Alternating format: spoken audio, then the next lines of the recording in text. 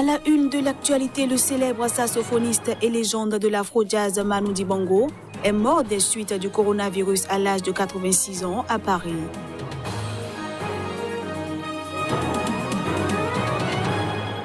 Face à l'épidémie de coronavirus, le président sénégalais Macky Sall a déclaré l'état d'urgence sur l'ensemble du territoire national, assorti d'un couvre-feu.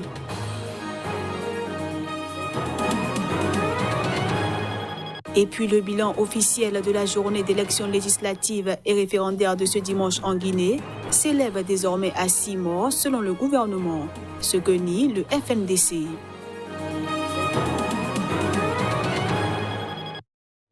Voilà pour le sommaire, bienvenue à tous. On démarre cette édition par une triste nouvelle. Manu Dibango, saxophoniste et légende de l'afro-jazz, est décédé des suites du Covid-19 à 86 ans.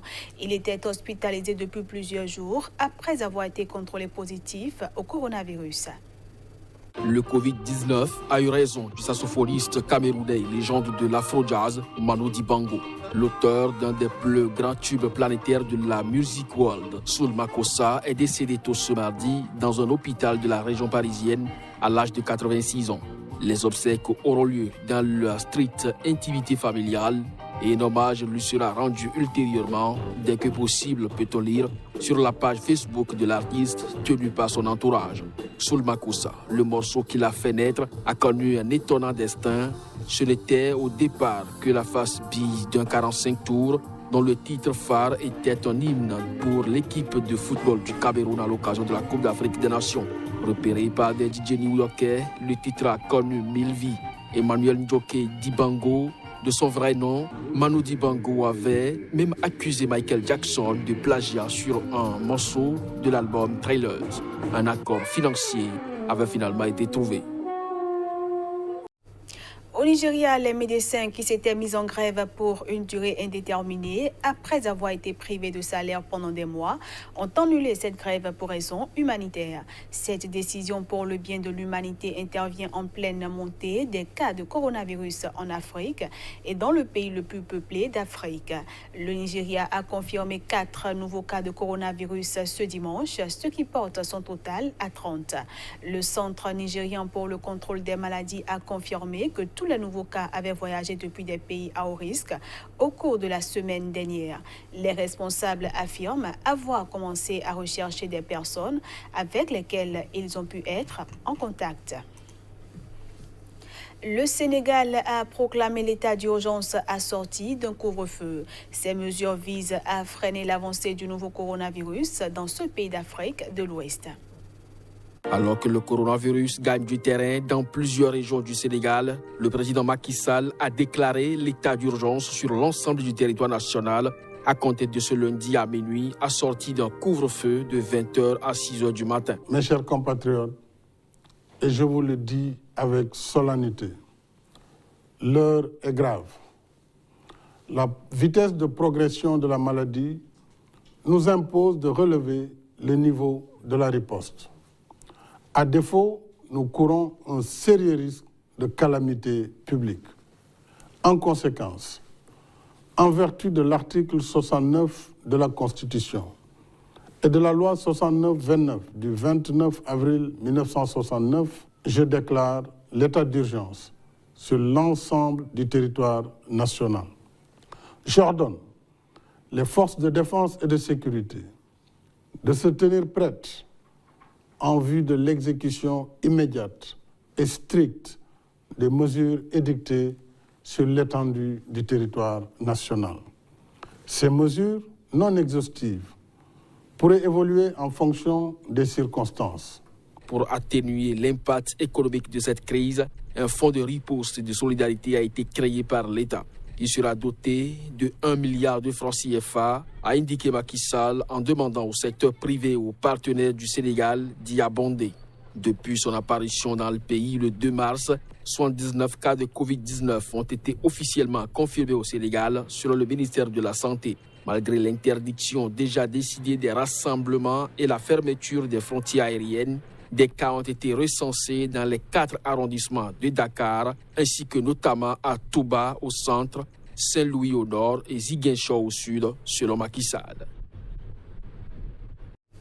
Des mesures ont également été prises en Afrique du Sud par le président Cyril Ramaphosa, qui a annoncé ce lundi que l'armée serait déployée dans les rues pour faire respecter le confinement national de 21 jours, décrété à partir de jeudi prochain pour enrayer l'épidémie de coronavirus. Il nous explique ici la raison d'être du confinement. Fellow South Africans, chers concitoyens sud-africains, notre pays se trouve confronté non seulement à un virus qui a infecté plus d'1/4 de personnes dans le monde, mais aussi à la perspective d'une très profonde récession économique qui entraînera la fermeture d'entreprises et la perte d'emplois pour beaucoup de nos citoyens.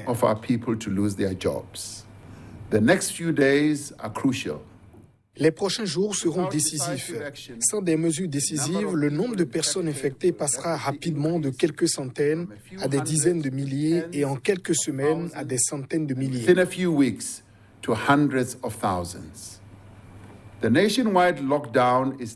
Le confinement à l'échelle nationale est nécessaire pour rompre radicalement la chaîne de transmission à travers la société.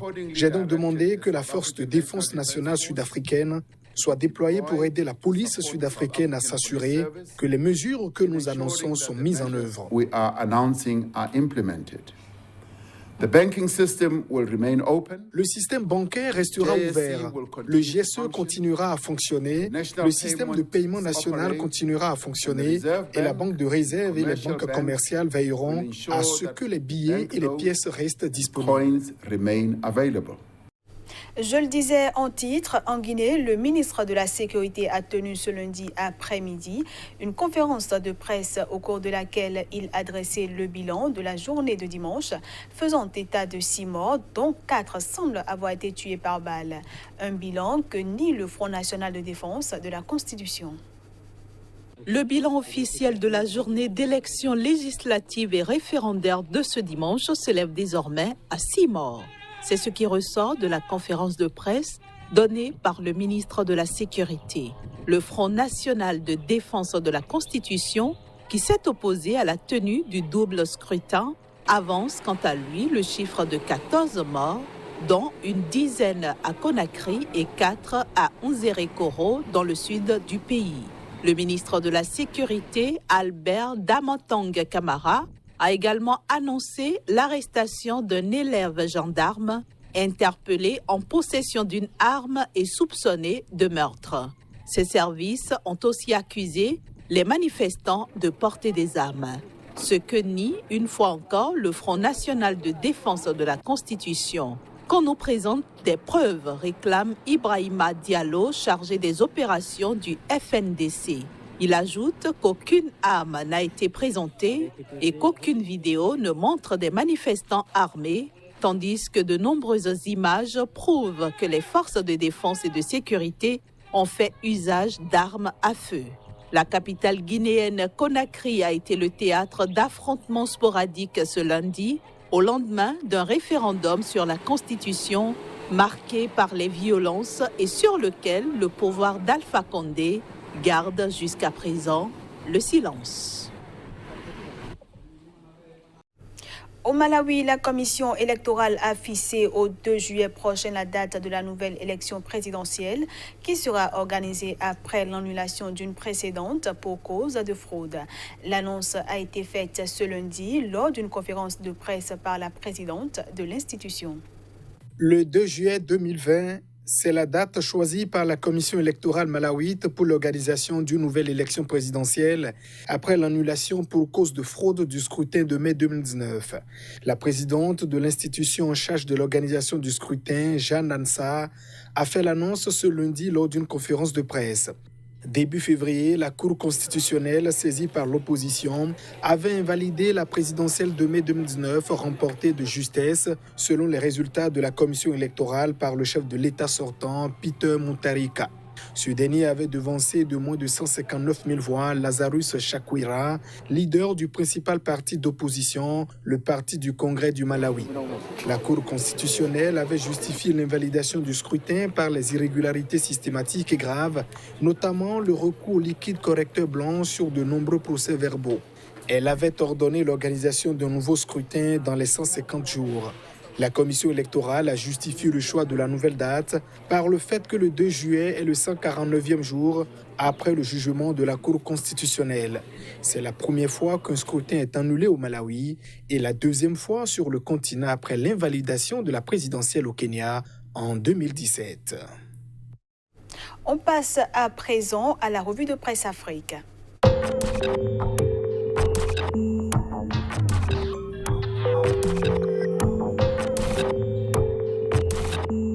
Bonjour à tous et bienvenue dans la revue de presse Afrique du jour.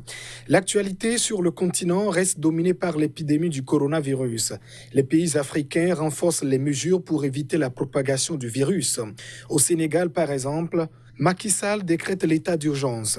C'est ce que rapporte Direct News dans sa parution du jour. Le chef de l'État sénégalais estime que l'heure est grave et la vitesse nous impose de relever les défis. Il en appelle à la responsabilité et à l'engagement de chaque Sénégalais. 1500 personnes sont déjà mises en quarantaine, précise par ailleurs le quotidien. Cette kyrielle de mesures fait dire au quotidien Le Témoin que Macky Sall montre sa force 19.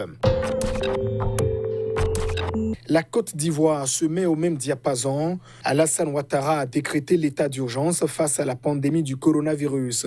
Il a même instauré un couvre-feu de 21h à 5h du matin. C'est Fraternité Matin qui nous l'apprend en ajoutant que les transports interurbains sont désormais régulés.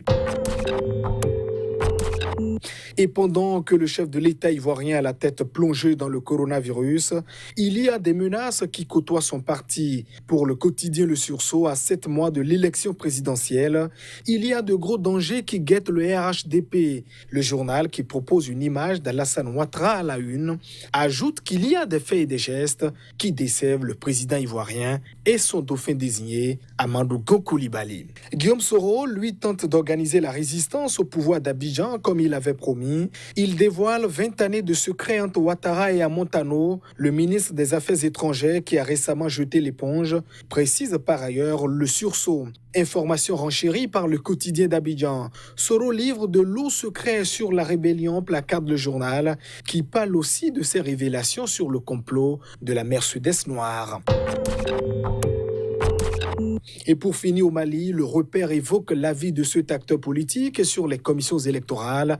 La CENI du Mali est l'une des 2 CENI en Afrique les plus nulles. Et voilà, mesdames, messieurs, ce sera tout pour cette édition que je vous remercie d'avoir suivi. À bientôt.